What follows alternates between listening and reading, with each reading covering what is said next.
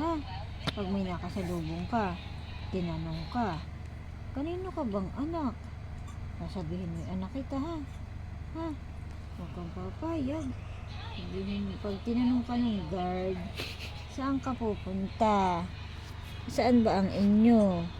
Doon po sa Block 52, Lot 30. Anong apelido mo? Sasabihin mo, meow, meow, meow. Kosi ko. Sasabihin mo, ako po ay Kosi ko. Anak po ako ni Daddy at ni Nanay. Yun ang sasabihin mo ha. Huwag kang papayag. Pag sinabi, hindi ka naman din anak. Huwag kang papayag ha. Tatakbo ka pa parito. Ha? Takbo ka ha. Titig. Nagalaw nga yung buntot ni Ikaw ay Lola. anak ka ni Daddy. At ikaw ay Kosi ko. Ha? Huwag kang papayag ha. Na hindi.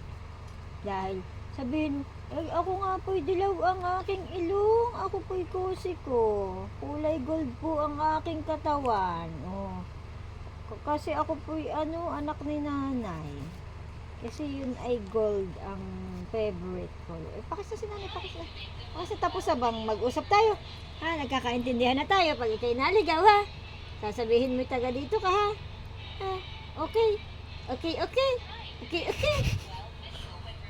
Punta na doon, laro na ikaw. Tingin na.